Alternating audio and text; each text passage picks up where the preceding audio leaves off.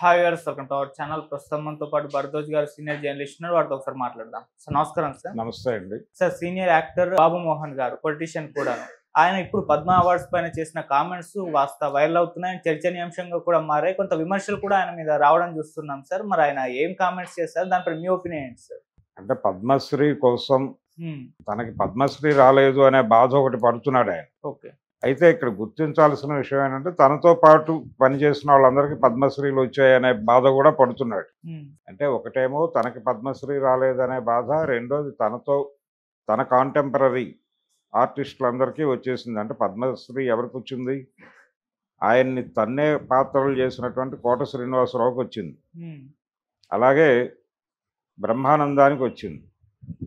కోట శ్రీనివాసరావు గారికి రావటం వెనకాల రాజకీయం ఉంది అనేది ఒక అభిప్రాయ ప్రకటన కావచ్చింది.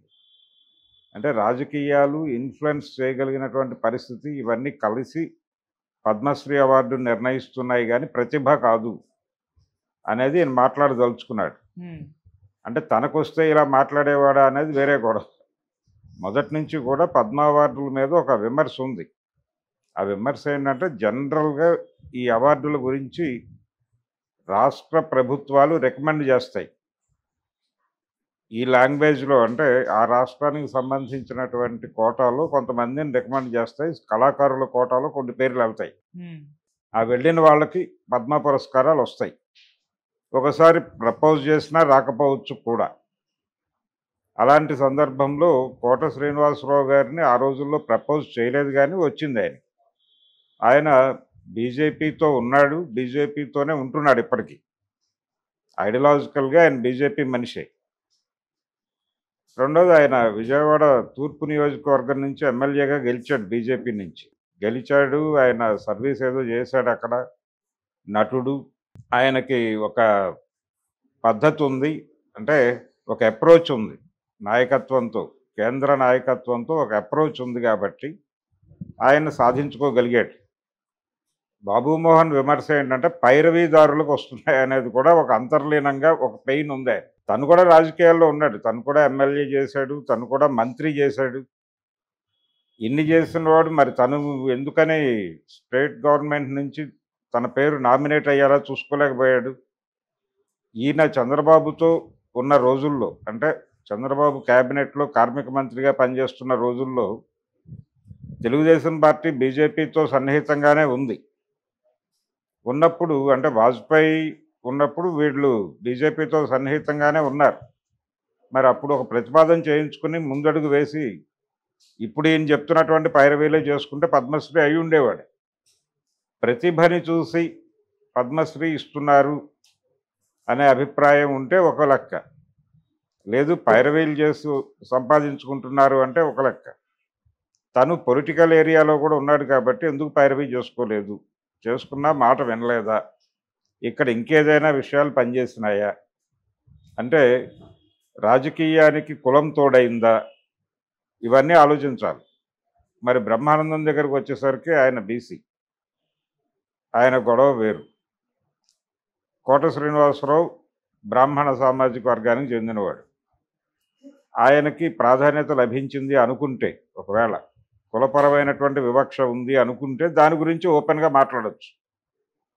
ఈయనకి మంత్రి పదవి ఇచ్చారు, చంద్రబాబు క్యాబినెట్లో మంత్రి పదవి దక్కింది ఈయనకి. కాబట్టి వివక్ష లేదనే అనుకోవాల్సి వస్తుంది ఈయన పట్ల.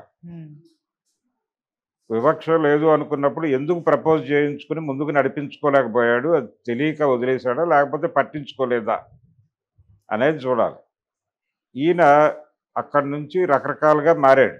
మరి ఫైనల్గా మళ్ళీ పచ్చగూటి వైపే ఉన్నాడు ఇప్పుడు.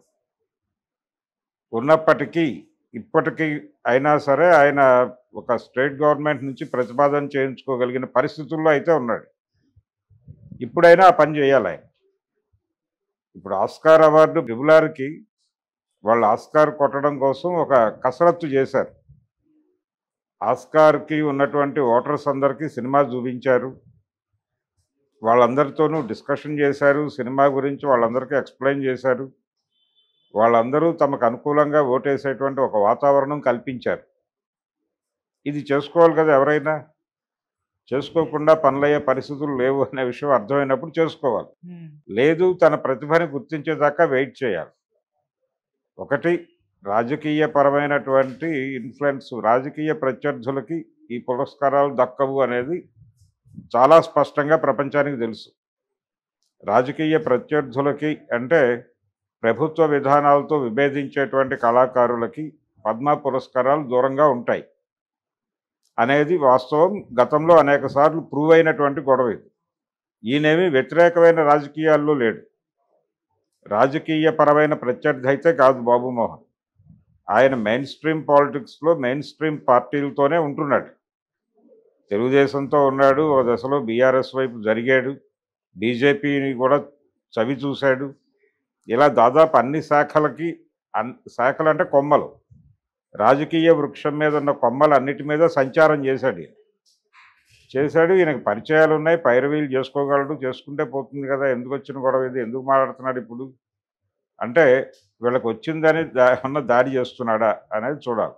ఉమ్, ఆయన గొడవ ఇప్పటికైనా పైరవీ చేసుకుని సంపాదించుకోగలడు. ఆయన ఆ ప్రయత్నం చేయాలి. అంటే జనరల్గా అవార్డుల మీద ఈ అభిప్రాయం ఉంది ప్రజల్లో. ఆ అభిప్రాయానికి కొంచెం ఊతం ఇచ్చేలాగా మాట్లాడుతున్నాడు ఈయన.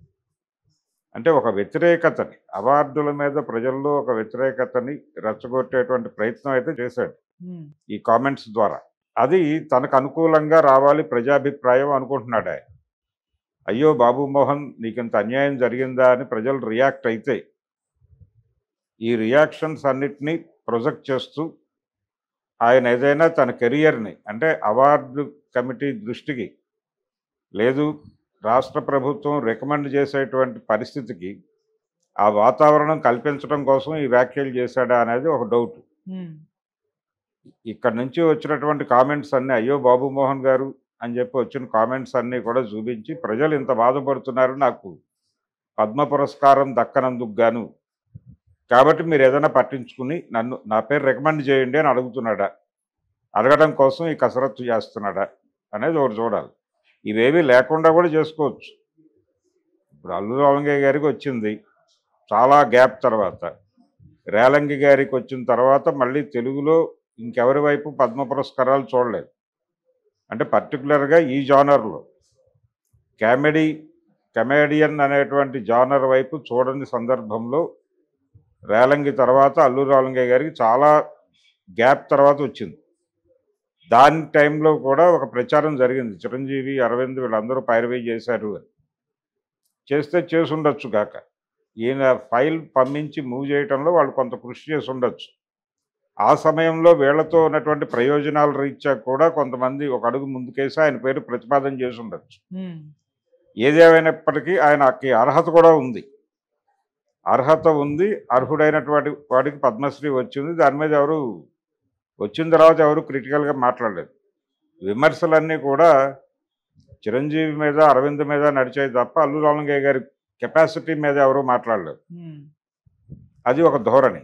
ఆ తర్వాత చాలా గ్యాప్ తర్వాత మళ్ళీ అల్లు రామలింగయ్య గారి తర్వాత బ్రహ్మానందానికి వచ్చింది. కోట శ్రీనివాసరావుకి ఈ మధ్యలో వచ్చింది. ఈ మధ్యలో కోటకి రావడానికి రకరకాల రీజన్స్ ఉన్నాయి. ఆయన ఆ పార్టీతో ఉన్నాడు, నాయకత్వానికి సన్నిహితంగా ఉన్నాడు, ఆయనకి వాళ్ళతో మాట్లాడేటువంటి విధానం తెలుసు, అలాగే తన్ని తాను ఎలా ప్రమోట్ చేసుకోవాలో కూడా తెలుసు ఆయనకి, కోట శ్రీనివాసరావు. అందుకని ఆయనకు అది సాకారం అయింది. అలా తనకి కూడా సాకారం అయ్యే సందర్భం ఉంది. తను కూడా రాజకీయాల్లో ఉన్నాడు, తను కూడా ఆ ప్రయత్నం చేసుకోవచ్చు. అయితే కేవలం ప్రజల నుంచి ప్రజాభిప్రాయ సేకరణలో భాగంగా మాత్రమే ఇది మాట్లాడాడు. ఆయనేమి తన ప్రతిభని చూసిస్తారు అనుకుంటే అనుకోగా వదిలేసేవాడు. ఇది ప్రస్తావించేవాడు కాదు. ఇది ప్రస్తావించాడు అంటే ఆయనకు ఒక మోటో ఉంది. తనకి పద్మశ్రీ అవార్డు రాలేదు అనేటువంటి పెయిన్ ఉంది. ఉమ్, ఆ పెయిన్ని జనాలతో షేర్ చేసుకోవడం ద్వారా జనాల నుంచి ఒక సానుకూల స్పందన తెప్పించి, ఆ సానుకూల స్పందనని చూపించి, ఈ స్పందన ఆధారంగా నా పేరు రికమెండ్ చేయండి అని చెప్పి అడుగుతాడు ఆయన. తెలంగాణ ప్రభుత్వాన్ని అడగాలి ఆయన, లేదు ఆంధ్ర ప్రభుత్వాన్ని కూడా అడగచ్చు. ఎందుకంటే తెలుగు సినిమా నటుడిగా వాళ్ళకి బాధ్యత ఉంది. ఇప్పుడు బాపు గారి పేరుని తమిళనాడు గవర్నమెంట్ కదా ప్రపోజ్ చేసింది, బాలసుబ్రహ్మణ్యాన్ని కూడా అట్నుంచే కదా, మనవాళ్ళు కాదు కదా ప్రమోట్ చేసింది, ఆ రోజున ప్రపోజ్ చేసింది. రికమెండ్ చేసింది వాళ్ళే. కాబట్టి ఈయన ఆంధ్ర ప్రభుత్వంతో కూడా చేయించుకోగలడు. అక్కడ ప్రస్తుతం అధికారంలో ఉన్నటువంటి పార్టీతో ఈయనకి సన్నిహిత సంబంధాలు అయితే ఉన్నాయి. నేరుగా సీఎం దగ్గరికి వెళ్ళి కూర్చుని మాట్లాడే పరిస్థితి అయితే ఉంది. వెళ్ళి అక్కడ ఇవన్నీ చూపించుకుని అటునుంచి అయినా ప్రపోజ్ చేసుకోవచ్చు. ఇక్కడ రేవంత్ రెడ్డితో కూడా ఆయనకి స్నేహం ఉంది, వెళ్ళి మాట్లాడుకుని చేసుకోగలడు. అది చేసుకోవడానికి ఒక ఫైల్ చేతిలో ఉండాలనే దాంతో గొడవ చేస్తున్నాడు అంతే. అంతకు మించి వేరే కారణం ఏం లేదు. ఆయన పద్మ అవార్డులు ఇస్తున్నటువంటి తీరు పట్ల ఆయనకేమీ విమర్శ లేదు. ఇది జరుగుతోంది, ఇలా జరుగుతోంది అనేది, అవార్డులు చాలా గొప్పవి అనే చెప్తున్నాడు. మళ్ళీ పాజిటివ్గా మాట్లాడుతూ కొంత నెగిటివిటీని స్ప్రెడ్ చేసేటువంటి ప్రయత్నం కూడా చేస్తున్నాడు. చాలా సందర్భాల్లో చాలామంది ఈ అవార్డులు కోరుకునే వాళ్ళు ఈ మాట మాట్లాడతారు. మాకంటే ప్రతిభ తక్కువ. ఇప్పుడు రాజమౌళికి పద్మశ్రీ వచ్చినప్పుడు కూడా ఈ మాటలు వినిపించినాయి. అంటే కేవీ రెడ్డి గారికి లేదు, ఆయన మాయాబజార్ లాంటి క్లాసిక్ తీసినటువంటి ఆయనకి పద్మశ్రీ పురస్కారం లేదు, దాసరి నారాయణరావుకి లేదు, 150 సినిమాలు పైన చేశాడు ఆయన, రాఘవేంద్రరావుకి లేదు, ఇలా మాట్లాడారు. వచ్చిన వాడికి ఎందుకు వచ్చింది అనేది ఆ సందర్భాన్ని బట్టి ఉంటుంది. ఆ సందర్భం మేరకే వ్యవహారం. ఆ తర్వాత మళ్ళీ కాదు. ఆ తర్వాత ఇంకొకటి ఆ సందర్భంలోకి వస్తాడు. అల్లు అర్జున్కి ఉత్తమమైనటువంటి పురస్కారం ఎందుకు వచ్చింది అంటే ఆ సందర్భంలో అతను ఉన్నాడు. ఆ సందర్భం వరకే చూడాలి అవార్డు, అంతకు మించి ప్రత్యేకత లేదు వీటి. ఎస్వి రంగారావు గారికి లేదు పద్మశ్రీ. ఎస్వి రంగారావు గారికి పద్మశ్రీ లేకపోవడం మీద మాట్లాడితే ఒక ప్రయోజనం ఉంది. కానీ బాబు మోహన్ తనకి పద్మశ్రీ రాలేదు అని ఆవేదన వ్యక్తం చేయటం అంటే తనకి పద్మశ్రీ కావాలని కోరుకుంటున్నట్టుగా అర్థం చేసుకోవాలి.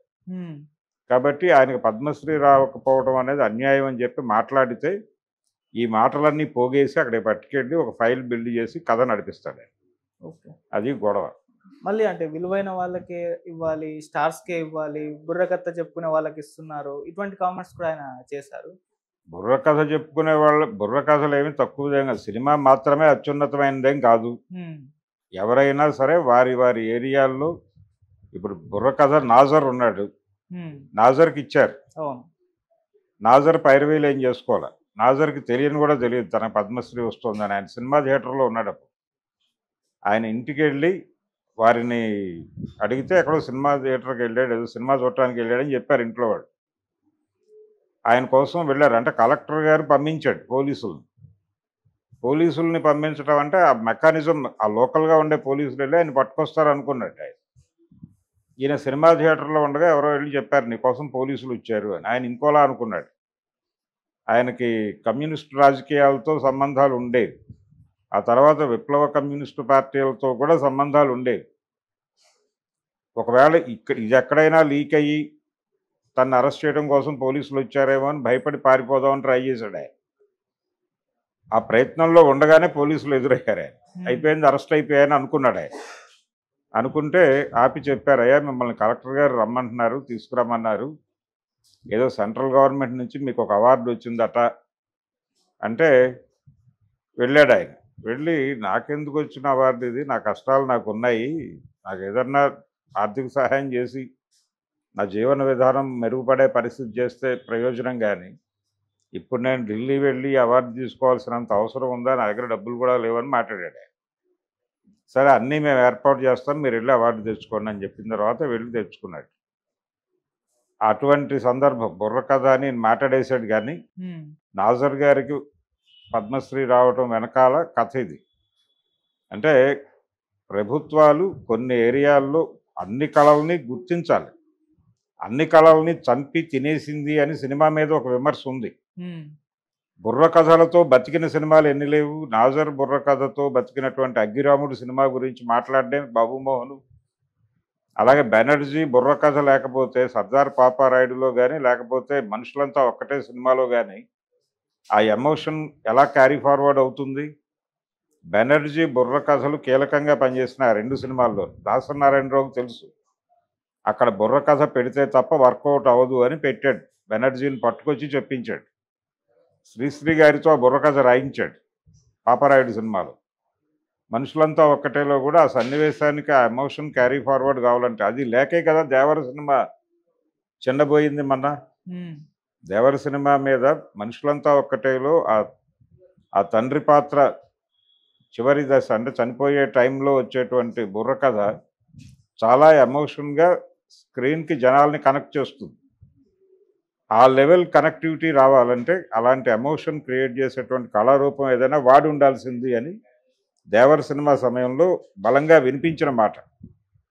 అందుకని బుర్రకథలు అనేవి హరికథలు అనేవి, హరికథ అంటే ఏమిటి, హరికథ కావచ్చు బుర్రకథ కావచ్చు, అవి ఆ చెప్పేటువంటి వాళ్ళు చాలా గొప్ప కళాకారులు. వాళ్ళు ఒక కావ్యాన్ని ప్రజలకు కన్వే చేస్తారు, అన్ని పాత్రలు తామై అన్ని ఎమోషన్స్ తమలోనే పలికిస్తారు వాళ్ళు. కేవలం పక్కనున్నటువంటి ఇద్దరు వంతలను ఆధారం చేసుకుని మొత్తం కావ్యాన్ని వాళ్ళే నటిస్తారు, అన్ని ఎమోషన్స్ని జనంలో క్యారీ చేస్తారు. అది మామూలు వ్యవహారం కాదు. మీకు ఇచ్చిన పాత్ర మీరు చేసి బయటకు వస్తారు, అంతవరకే. నాగభూషణం గారు ఒక మాట చెప్పేవాడు, ఇప్పటికీ ఆ ఇంటర్వ్యూ ఉంది యూట్యూబ్లో చూడొచ్చు, బాబుమోహన్. నాగభూషణం అంటే స్టార్ విలన్ ఒకప్పుడు. ఆయనే ఒక ఇంటర్వ్యూలో చెప్పిన మాట ఏంటంటే, నాటకం కనెక్ట్ అయినట్టుగా, బుర్రకథ కనెక్ట్ అయినట్టుగా, హరికథ కనెక్ట్ అయినట్టుగా సినిమా జనాలకు కనెక్ట్ కాదు. సినిమా హోల్సమ్గా కనెక్ట్ అవుతుంది కానీ క్యారెక్టర్ కనెక్ట్ కాదు. నాటకంలో నటించిన నటుడు ఒక చిన్న పాత్ర చేసినా కానీ వాడికి సమాజంలో గుర్తింపు ఉంటుంది. నన్ను సినిమా నటుడు నాగభూషణం అని ఎవరో అనరు. ఇప్పుడు బయటికి వెళ్ళినా రక్త కన్నీరు నాగభూషణం అనే పలకరిస్తారు ఎవరైనా. అయ్యా మీరు రక్త కన్నీరు నాగభూషణం గారా అని అడుగుతారు. నేను అవుననే చెప్తాను. సినిమా నటుడినని చెప్పుకోవడానికి అన్నా కూడా రక్త కన్నీరు నాగభూషణాన్ని అని చెప్పుకోవడానికే ఇష్టపడతానని చెప్పాడు ఆయన ఓపెన్గా. సినిమా ప్రభావం వేరు, సినిమా హోల్సమ్ ఎమోషన్ వేస్తుంది తప్ప ఇండివిజువల్గా ఆడియన్స్ని కనెక్ట్ చేసుకోవద్దు, ఆ చేసుకునేటువంటి స్వభావం లేదు దానిలో అనేది ఆయన స్పష్టంగా చెప్పాడు. అందుకని బాబుమోహన్ గారు నటుడిగా గొప్పవాడే కావచ్చు, కానీ సినిమా నటన మాత్రమే గొప్పది కాదు, ఇతర విభాగాలు అన్నీ గొప్పవే. హరికథ గొప్పదే కళారూపంగా, బుర్రకథ గొప్పదే, జముకుల కథలు చెప్పేవాళ్ళు గొప్పోళ్ళే, ఒగ్గు కథలు చెప్పేవాళ్ళు గొప్పోళ్ళే, హరిదాసు కూడా గొప్పోడే. హరిదాసులకు కూడా పద్మశ్రీలు ఇవ్వటం తప్పేం కాదు. అలాగే అక్కడ కురువంజీ లాంటి కథలు చెప్తారు చెంచులు, వాళ్ళకి పద్మశ్రీలు ఇవ్వటం కూడా తప్పేం కాదు. ఒక కళారూపాన్ని గుర్తించి గౌరవించి సత్కరించటం అనేది సంప్రదాయం మాత్రమే కాదు, సంస్కారం కూడా.